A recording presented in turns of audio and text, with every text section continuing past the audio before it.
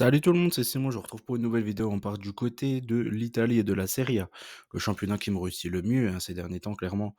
Encore un nouveau perfect le week-end dernier, donc c'est simple, sur les 3 dernières journées de Serie A, une seule faute. Donc c'est vraiment une dinguerie ce qui se passe actuellement du côté de la Serie A. Je vais vous dire tout de suite, ce week-end, je sens le gros flop. Je le vois venir avec les matchs bizarres, l'entre-deux coupes et tout. Je sens que ce week-end, il va être catastrophique, hein, je vous le dis. Que ça soit dans pas mal de championnats. La Liga, ça peut être aussi compliqué. La Bundesliga, ça va encore. La Ligue 1, ouais, enfin bref, non, la Ligue 1, ça va aussi. Je trouve que la Serie A et la Liga ce week-end, et j'ai un mauvais pressentiment, je sais pas trop pourquoi, mais bon. En tout cas, bref. Toujours est-il que le week-end dernier était parfait. Une nouvelle fois, on a terminé par 2 scores exacts. Le match du dimanche soir et le match du lundi, la Lazio et le nul de la Roma. Donc ça, c'était vraiment nickel. La Juve a gagné avec un peu de difficulté, enfin sur la première mi-temps. Enfin, j'ai même pas envie de dire avec difficulté, parce que ce soit sur la première ou la deuxième mi-temps, ils leur ont marché dessus. C'est vraiment un scandale. Enfin, ils ont failli être menés 2-0 parce qu'il y a un penalty qui a été enlevé, mais sur le match en lui-même, ils auraient pu en mettre 15 des buts. La Juve, c'était abusé, hein. Franchement, il y a Colomboigny qui a marqué son petit doublé. Vlahovic qui met une belle frappe entre guillemets, parce que normalement tu mets un goal, il l'arrête. Mais là, c'est incroyable que le goal n'ait pas en fait l'ait pris celui-ci. Enfin bref, toujours est-il que tout s'est bien passé. Lecce contre Parme, ils ont bien marqué. En plus, Lecce a même gagné, hein, du côté de Parme. Le Monza contre le Hellas, je chantais la douille du Hellas, je vous ai dit, on l'avait tenté la semaine d'avant. Elle n'est pas passée. Cette fois-ci, elle est passée. C'est encore une nouvelle fois une énorme cote du côté du Hellas. La cote de la Roma, le nul, énorme cote. La Lazio, énorme cote. L'Inter, ils auraient dû gagner 100 fois leur match contre le Milan, hein. Vous le faites 100 fois le match, ils le gagnent 99 fois. Les poteaux, les occasions, les buts hors jeu, enfin bref, l'Inter, il y avait qu'une équipe de Milan sur le terrain, et c'était celle de l'Inter. La Fioche est partie sur une petite surprise, parce que j'ai eu peur du nul ici, du fait que le Genoa perde maximum d'un but ce match-là. Bon, c'est passé nickel. Bologne-Como, j'ai pris un over, c'est passé aussi. L'Atalanta, j'avais couvert le nul, heureusement pour moi, parce qu'il y a eu un but partout. L'Udinese a bien gagné contre Venezia, un match plus prolifique que ce que j'aurais pensé. Mais enfin bref, dans tous les cas, si vous comptez sur la globalité du week-end, c'était juste exceptionnel. Du côté de la Serie A, encore une fois, pour ça c'est un championnat. C'est peut-être le championnat que je regarde le moins dans le top 5. Ouais, certainement le championnat que je regarde le moins de matchs. C'est celui qui me réussit le plus dernièrement. La PL en ce moment, c'est celui qui me réussit le moins bien. C'est celui que je regarde quasiment tous les matchs en première ligue. Donc bon, comme quoi ça veut pas dire grand-chose quand même, mine de rien. On attaque pour ce week-end, comme je l'ai dit, très très dur en prévision. Como contre la Juve, Hellas Atalanta, Empoli Milan, Torino Genoa, Venezia, la Roma, Cagliari Parme, Lazio Monza, Lecce, Bologne, Naples, Udinese, Inter, Fiorentina. Sachant Inter Fiorentina, il y aura Fiorentina Inter 3 jours auparavant. Donc je pense que l'Inter est quand même au-dessus dans tous les cas, que ce soit l'aller ou au retour, mais bon, il y aura peut-être un nul entre les deux.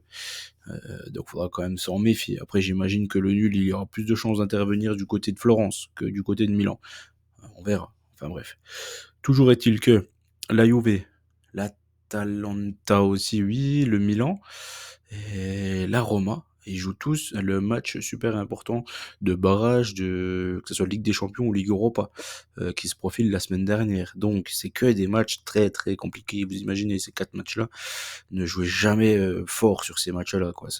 Il y a plus, enfin, c'est mieux de jouer certainement des overs ou ce genre de choses sur ces matchs-là que des résultats secs. En tout cas, c'est mon avis. Como contre la Juve pour commencer, je me dis que la Juve, quand même, mine de rien, sur le match contre Empoli, ils ont eu une multitude d'occasions. Como, c'est super sympa à voir jouer et tout, mais ça concède aussi beaucoup d'occasions. Je me dis que si la Juve est efficace, c'est vraiment ce qui lui a manqué ces derniers matchs. Ils sont dans la capacité de le prendre, celui-ci. Après, il faut toujours se méfier du match nul. On parle de la Juve, bien évidemment. L'équipe qui fait le plus de matchs nuls en Serie A. Donc forcément, il faut quand même s'en méfier fortement.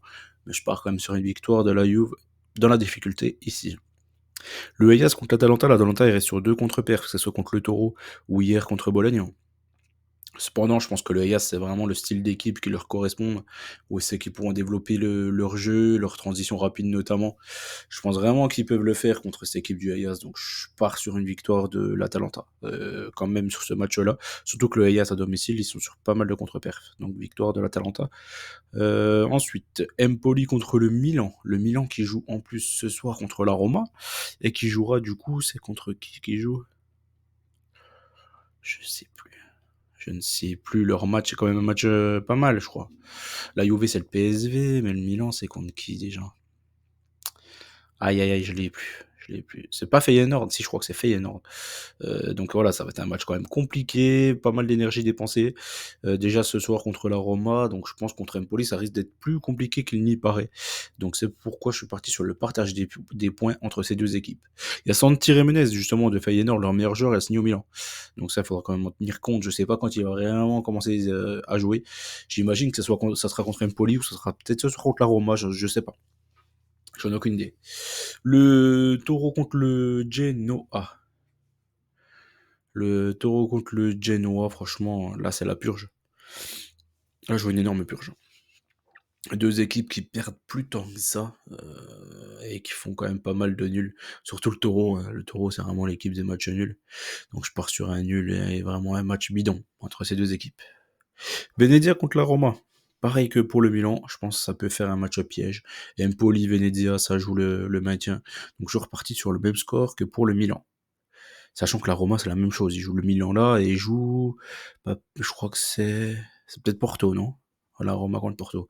Et pour moi, en fait, la Roma, c'est une des meilleures équipes de, de cette Ligue Europa. Ça ne m'étonnerait pas qu'ils aillent au bout, moi, la Roma, de cette équipe, de ce championnat de la Ligue Europa, de ce tournoi de la Ligue Europa. Je pense qu'ils ont les moyens. Pour moi, c'est un des top 3-4 de ce championnat, quoi. De ce tournoi, pardon. Donc voilà. Cagliari contre Parme. Cagliari, franchement, je trouve que c'est plutôt pas mal, même s'ils ont perdu contre la Lazio à domicile, ils font quand même de bons résultats. Et Parme, en ce moment, ils perdent tous leurs matchs. Donc j'ai fait confiance aux joueurs de Cagliari. La Lazio contre Monza, pareil, la Lazio, ils font quand même des bonnes perfs. Monza, en ce moment, ils sont vraiment nullissimes. Vous allez me dire, c'est pas en ce moment, c'est depuis le début de la saison. Ils avaient fait enfin, ils nous ont douillé qu'une seule fois, c'est contre la Fio. J'espère que ça va pas être le même cas contre la Lazio. En tout cas, je pars sur une victoire de la Lazio. Lecce contre Bologne. Bologne vient de faire un gros coup contre l'Atalanta. Pourquoi pas accumulation de matchs, hein, peut-être accumulation de fatigue aussi. Ça peut être possible. Donc je me méfie encore une fois, même système que pour le Milan, pour la Roma. Bologne, j'ai pris le même score. Ces trois matchs-là, encore une fois, pour moi, soit vous doublez, Milan, Roma, Bologne, soit vous tentez des over ou des under. Mais pour moi, il faut pas partir sur des résultats sur ces trois matchs-là. Je pense que dans les trois, il va y avoir minimum une douille, je pense, c'est clair. Deux, je pense aussi. Je pense qu'il y en a un des trois qui va gagner, mais je pense qu'il n'y en aura pas trois. Et peut-être deux, mais j'y crois pas trop non plus. Je pense que sur les trois, il n'y en a qu'un qui va gagner. Donc voilà. Le Napoli contre l'Udinese. Le Napoli qui n'est pas européen, donc franchement pour moi le Napoli il se repose et ils doivent gagner ce match-là. Udinese c'est très chiant à jouer, même si là il concède et il marque beaucoup plus de buts qu'à l'accoutumée. Je pense que le Napoli a les moyens de prendre ce match-là. Mais encore une fois, toujours de la difficulté. L'Inter contre la Fio, comme je l'ai dit, pour moi l'Inter, si la douille elle interviendra, sera du côté de Florence. Mais ça n'interviendra pas du côté de Milan, en tout cas je le vois comme ça. Donc voilà mes résultats pour le week-end prochain. Comme je vous l'ai dit, là ne jouez pas les résultats le week-end prochain. Ce week-end quoi, ne jouez pas les résultats. Clairement pas. Je pense qu'il y aura mieux à faire, tout simplement. Donc voilà, n'oubliez pas qu'on gagne au Père Instant. Je vous souhaite bonne chance à tous et je vous dis à très vite. Ciao l'équipe.